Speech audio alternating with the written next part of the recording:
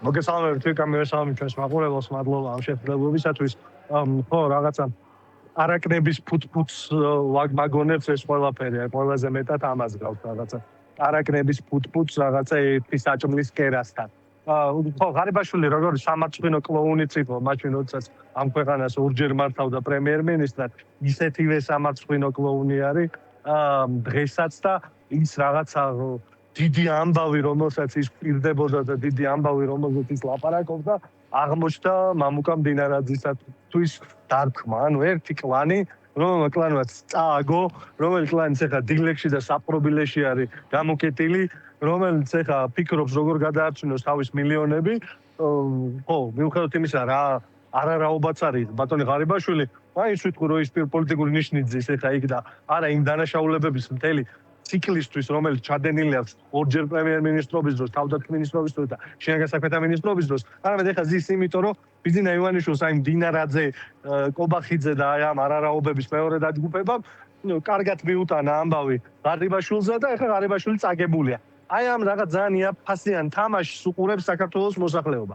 საქართველოს მოსახლეობა, რომელსაც ჩია, საქართველოს მოსახლეობა, რომელიც საქართველოს ტერიტორიის უდიდეს ნაწილში არის სოციალურად დაუცველი, სახელმწიფოსგან ვერ იღებს ვერაფერს, ბავშვებს სკოლებში შიმშილობენ, ფასები ყოველთვე აბსოლუტურად ყველა პროდუქტზე, საწვავზე, ყველა პირველადი მოხმარების სასურსათო პროდუქტზე ყოველთვიურად ეზრდება. აი ეს ხალხი, რომელიც ყოველ დღე იბრძვის გადარჩენისთვის, ვიკა, ეხლა ვიმყოფები წალკაში და შემიძლია გითხრა, რომ აი აქაც ხო ყველაფერი რაც აქ ხდება იმიტომ, რომ მარჯვე ხალხი თავის ოჯახებს უვლის და იბრძვის თავის ოჯახების გასატანად. თორე აქ სახელმწიფო არ არსებობს. რაღაც ნაომარზე მშვიდობაზე ვლაპარაკობენ, ეკონომეთ რომ ნაომარია. აქ ოჯახებს გააქვთ, როგორც ყოველთვის გაქონდათ. საქართველოში ეხლა ოჯახებს გააქვთ, თორე სახელმწიფო არ არსებობს და აი ხალხს, რომელიც ელოდება, არ ვიცი, უკეთეს განათლებას, უკეთეს ჯანდაცვას, უკეთეს გზას, რომელიც არ არსებობს, ყველაფერს, რაც სახელმწიფოსგან ეკუთვნის, რაც ირაკლი ღარიბაშვილის საქმე იყო, დღეს მდინარაძე და კობახიძის საქმე არის. ამის მაგივრად რომ თავის საქმე ეკეთებინათ ან აკეთოთ, ეხლა ლაპარაკობენ იმაზე, რომ ვიღაცას წერილი გაუგზავნა, ვის რაში აინტერესებს, ვინ ვის რა გამოგიგზავნათ. თქვენი ეპისტოლარული მიმოწერა თქვენ მართლა გაუნათლებლებო, ვის რაში აინტერესებთ. ქვეყანა იღუპება. პარალელურად ერთ-ერთ მხრივ ლაპარაკობენ ამ თავის რაღაცა პირდაპირ ვიტყვი ბანძი აფასიან მიმოწერებზე და აი ამ რაღაცა ვოდებილებზე მე რომ მე არ მიმიწერია, ბიძინამ მიწერა, არა იმან მიწერა, ამაზე ლაპარაკობენ და პარალელურად სამშობლოს ხიდიან და გიორგიევსკის ტრაქტატი უნდა თავიდან მოგხიდონ როგორც ამ ქვეყნის გადარჩენა. და ირაკლი ღარიბაშვილი ამ წერილში ვეძახის რომ ის არ არის კორუმპირებული. და ირაკლი ღარიბაშვილის კორუფციის შედეგად დაზიანებულ გზებზე გამოვიარე ეხა სანამ აქ ჩამოვიდოდი. ირაკლი ღარიბაშვილის პრობლემა არის რომ მეწყერი სადაც ჩამოწვება იქ არსად მერე სახელმწიფო არ გამოჩნდება. ირაკლი ღარიბაშვილის საქმეა რომ თბილისის აბსოლუტურად ყველა უბანში კანალიზაცია ამოხეთქა პირდაპირ მნიშვნელობით. ირაკლი ღარიბაშვილი ამაზე პასუხისმგებელი ორჯერ იყო პრემიერ-მინისტრი ამ ქვეყნის და კორუმპირებული არ არის. ეგ ზღაპარი მოუყვეს თავის ოჯახის წევრებს, რომლის უსაფრთხოება ძალიან მნიშვნელოვანია. ჩემთვის მისი ოჯახის წევრების უსაფრთხოება ისეთივე მნიშვნელოვანია როგორც ჩემი. იმიტომ რომ რა ვიცი ხა არავის ოჯახს არ უსურვებ უბედურებას. მაგრამ ეს რაღაც იაფფასიან ტყუილი სადღაც ხომ და დამთავრდეს, რომ პიანი ანგელოზია. რა ნაგავიც არის ის ისეთივე ნაგავია კობახიძე. არაფერი არ იცვლება ხალხო. სანამ ივანიშვილი მართავს ამ ქვეყანას, არაფერი არ იცვლება. თქვენთვის ეს წერილი არის მეორე ხარისხოვანი პოლიტიკური დღის წესრიგის ნაწილში, იმიტომ რომ მიიჩნევთ თუ არა რომ მაინც თქვენ თქვით რომ ქვეყანა იღუპებაო და ეს წერილი შეიძლება იყოს თუ არა იმ დიდი სურათის ნაწილი, რომელიც ქვეყნის მდგომარეობას აჩვენებს სწორედ. კი, ვიკა, ეგ ძალიან მნიშვნელოვანი აქცენტი გააკეთე ხა. რა თქმა უნდა, ეს წერილი არის უბრალოდ სიმპტომის აღწერა, რაც ამ ქვეყანას ჭირს. ეს წერილი პოლიტიკური თვალსაზრისით მართლა უნიშნულოვანია, არაფერს არ წარმოადგენს, იმიტომ რომ კიდევ ერთხელ ვამბობ, ამ ქვეყნის მოსახლეობა ყოველდღიურად გადარჩენისთვის იბრძვის. მაგრამ ეს წერილი აჩვენებს თავისთავად ერთის მხრივ ძალიან მარტივად, ერთის მხრივ აჩვენებს იმას, რომ ეს ქვეყანა დგას აი ამ რაღაცა პირდაპირ ვიტყვი რა, ავადმყოფებზე. მართლა ავადმყოფ ხალხს, შერყეულ ადამიანებზე, რომლებიც აი ამით არიან დაკავებულები. ერთმანეთის ოჯახის წევრების განადგურების მუქარით არიან დაკავებულები, ერთმანეთისთვის რაღაცა პანდების დადებით არიან დაკავებული. აი ამ რაღაც იაფფასიან კარის თამაშებით არიან დაკავებულები. აჩვენებს იმას, რომ ღარიბაშვილი შვილად მოგხიდა, ვიკა შენ ძალიან კარგად იცი ეს. მთელი ეს პერიოდია, ამას აშუქებ ძალიან საინტერესოდ, ხო? ეს კაცი მოგყიდა როგორც თავისი შვილი ფაქტიურად, ორჯერ ქვეყნის პრემიერ-მინისტრად მოგყიდა. შინაგან საქმეთა მინისტრი იყო, თავდაცვის მინისტრი იყო და ამ კაცზე ეხა გვეუბნებიან, რომ არანაობაა, ბოროტებაა, მოვიშორეთ. და ამას უკეთებენ, რასაც უკეთებენ. ეხლა ვინმე ეჭვხარება იმაში, რომ რა ვიცი, ხო, წნეხის ქვეშ ხავთ. ძალიან დიდი წნეხის ქვეშ ხავთ. ვინმე ეჭვხარება, რომ მართლა რამე დანაშაულისთვის ის. ყველამ ხო კარგად იცის, რომ ბიზნეს კარზე აღარ არის ის პატივში ბიზნესი განრისხდა და მაგიტო არის ეხლა საპრობილეში ჩაგდებული ეს კაცი. და ეხლა ოჯახის წევრებზე აწვევიან და აწვევიან ბოლომდე გასასვლელსაც. და ეს არის ნათელი მაგალითი როგორ იმართება ეს ქვეყანა, რომ შეშლილი ადამიანი, რომელსაც არ აქვს არ ჯანსაღი ფსიქიკა, არ ჯანსაღი აზროვნება, მართავს ქვეყანას ამ პრინციპით. ვინ ვიზე რა ამბავს მიუტანს, მე აღმოჩნდება რომ აი ბანდიტურ იმებში როგორც არის დაჯგუფებებში რომ იქ რაღაცა წილი არ მოეწონა, რომელიც მას შეხვდა, ან იმაზე მეტი მოიპარა, ვიდრე მას თავში გონდა გადაწყვეტილი და ამის გამო არის ის იმ დღეში რა დღეშიც არის. ამის გამო არის ლილუაშვილი იმ დღეში რა დღეშიც არის. ამის გამო არის ვიღაცა მიქაუტაძე რაღაც რომეოა თუ აბესალომი თუ ის რა ქვია ტრისტანი, არ ვიცი რომელია, რომელიც სახელით დაგვარდა არავინ არ ვიცოდით, მაგრამ დღეს პასტას არაგდებს ხელიდან და იმისთვის რომ გადარდგეს, რა ვიცი, სამყაროს ყველა დანაშაულს აბრალებს, აგერ ლილუაშვილს. აი ამ სისტემაში ვართ, ძალადობრივ სისტემაში, შუა საუკუნეებრივ მონღოლურ სისტემაში და ეს წერილი ასახავს აი ამ ვითარებას. მაგრამ თავად ეს წერილი და ეს პოლიტიკური დისკუსია, რომელიც მას მოყვება, დამიჯერეთ, აი რა ვიცი, უბრალოდ იქიდან გამომდინარე ვიძახი რასაც მთელი დღეს ვაკეთებ, ხო? ადამიანებთან ლაპარაკი, მათთან კომუნიკაცია, მათთან კონტაქტი. არ არის ამ ხალხის თავარი სადარდებელი. ამ ხალხის თავარი სადარდებელი ის რითიც თქვენ დაიწყეთ, მაგალითად, კალკოვიკა, თქვენი გამოშვება, ის ფორმები, პლასმასის ფორმები, რომელიც სკოლებში უნდა ჩაასვან ჩვენ შვილებს. გივი მიქანაძემ თავის შვილებს ჩააცვას პლასმასის ტანსაცმელი. ჩვენ შვილს თავი დაანებოს, თქვენ შვილს თავი დაანებოს, ჩვენ საქართველოს შვილებს თავი დაანებოს. პლასმასის ტანსაცმელი თუ უნდა თავის შვილს ჩააცვას. აწმის შვილს არ უსურვებ, რომ მამამისს ეს გაუკეთოს. მაგრამ თუ ესეთ სურვილი აქვს, ესე გააკეთოს. რატო უნდა ჩაიცვას ვინმე ხალხო აი 75% პოლიესტერი ნიშნავს, რომ თქვენი შვილები მთელი დღე უნდა იყვნენ ტანსაცმელში სკოლებში, რომელიც უბრალოდ არ სუნთქავს. და რა უნდა იყოს, უბრალოდ ამიცენთ, რატო უნდა იყოს? სკოლაში სადაც მათი უმრავლესობა ვიკა იძახის, რომ 60%-ზე მეტი თუ არ ვწდები იმ ბოლო კვებით, იძახის, რომ ისა რა ქვია, ხშირია მთელი სასკოლო პერიოდის მანძილზე. კვების ფული არ აქვს და სასკოლო კვება არ არსებობს. სკოლებში, რომელიც არის ჩამონგრეული, მართლა ტუალეტებში არ შეიცვლება. უმრავლესობაში. სკოლები, რომელშიც განათლებას ვერ აძლევენ, სადაც წაკითხულიდან გააზრების პროცესი არის კატასტროფული მაჩვენებელია, სადაც მათემატიკის, ფიზიკის, ქიმიის მასწავლებლების უმრავლესობა გამოცდებს ვერ აბარებს. ელემენტარულ გამოცდებს ამასწავლებლებს. ამ ქვეყნის სკოლებში თურმე მთავარი პრობლემაა ფორმა. და ამ ფორმაზე რომ ფული გააკეთოს. ფულის კეთებაზეა ლაპარაკი. აი ხა მოვდიოდი აქ წალკაში ამ გზაზე ვარ ნამყოფი წინა საარჩევნო კამპანიაში. ბოლოს იყო 2025 წელს, მანამდე 24-ით ვიყავი. არაჩვეულებრივი გზა იყო. რა არის ვიზიტი, თქვენი ვიზიტის მიზანი წალკაში, რა არის აპარმაქვე რომ ავუხსნათ მაყურებელს? გაგრძელება იმ კამპანიისა, რომელსაც მთელი ზაფხულია ვაწარმოებთ. ირაკლი კუპრაძე, ფიქრია ჩიხრაძე, ოტო ფარულავა, გიორგი სიოძე, ყველანი, გრიგოლ გეგელია და სხვები ყველანი ვართ მთელი ზაფხულის მანძილზე საქართველოს რეგიონებში და ველაპარაკებით ჩვენ თანამოქალაქეებს მათ პრობლემებზე და იმაზე, რომ იმედი არ უნდა დაკარგონ, რომ ეს ქვეყანაა, რომ მათ აქვს ძალა, რომ რაღაცა შეცვალონ. ეს სახელმწიფო იცვლება მხოლოდ მაშინ, როდესაც ჩვენ ყველანი ერთად ვდგებით და ამ ცვლილებას ვახორციელებთ. და ამაზე ველაპარაკებით ზუსტად მათ პრობლემებზე.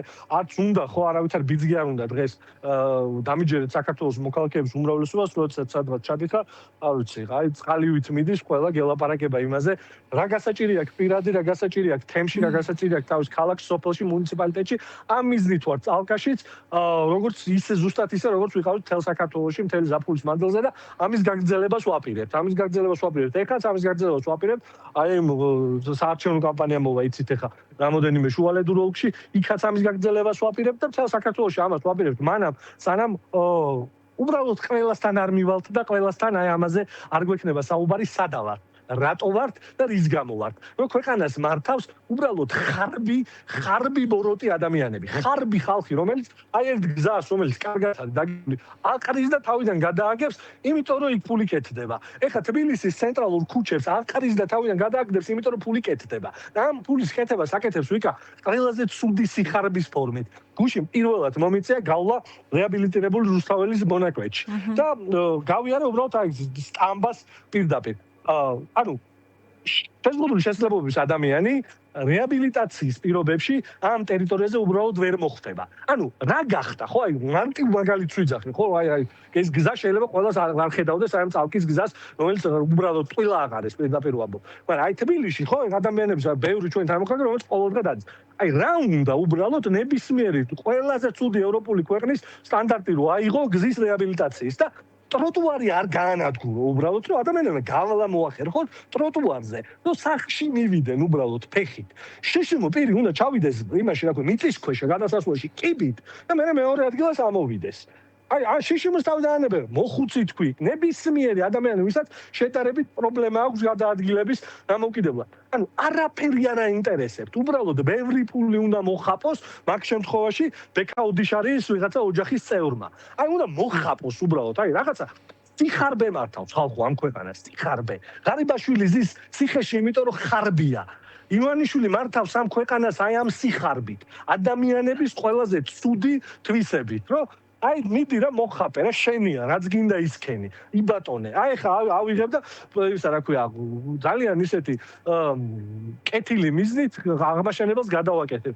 მაგრამ ყველა მხოლოდ აღმაშენებლის გადაკეთება ქვაფილის გამო არ ხდება იმიტომ რომ იქ ფული კეთდება რატო გვინდა ფორმები სკოლებში რატო ვაცმევთ პლასმას ჩვენ შვილებს იმიტომ რომ იქ ფული კეთდება აუ ამის პარალელურად ყველაფრის ფასი იზრდება და ამაზე რა პასუხი რა არის ამაზე პასუხი არა მოდი მოგატყუებ გეტყვი რომ კომისიას შევქმნი გეტყვი რომ საიტს გაგიკეთებ და იმ საიტზე ეწერება რომელ მაღაზიაში უნდა მიხვიდე რომ ატლარად ხორცი იშოვო არა და ატლარად ხორცი არ იშოვება საწვავის გადატანაზეც მინდა კითხოთ ოღონდ არა ცალკეულ კონტექსტში არამედ გეორგიევსკის ტრაქტატის კობახიძისეული გაცოცხლების პარალელურად ერთად რო დავინახოთ ეს პროცესი პრინციპში 12 აგვისტოს უკვე კობახიძემ დაადასტურა უბრალოდ გუშინ 16 აგვისტოს კობახიძემ დაადასტურა ძალიან საინტერესო საუბარი ჰქონდა მას რუსუდან დუმბაძეს მასთან ამ საწვავის გადატანასთან დაკავშირებით სადაც მას მოუწია პრინციპში დადასტურება იმისა რომ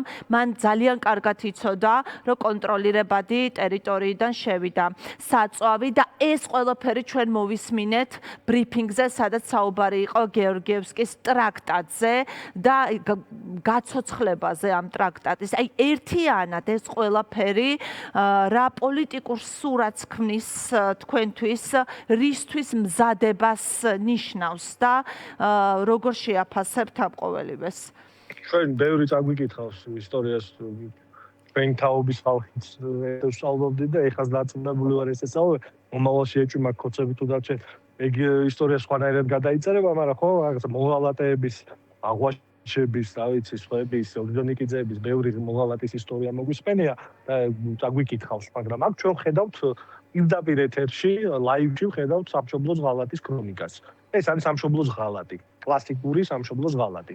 დაწყებული საწვავის გადატანი და ამის გაყიდვა თითქოს რაღაცა ეს არის სამშვიდობო პროცესი ჩვენი დაკარგული ტერიტორიების დაბრუნების, ეს სამარცხვინო განცხადება, თურმე საწვავით შეგვიძლია დავიბრუნოთ აფხაზეთი, თურმე საწვავია, რითიც იბრუნებენ აფხაზეთს და აქამდე სად იყვნენ მაშინ.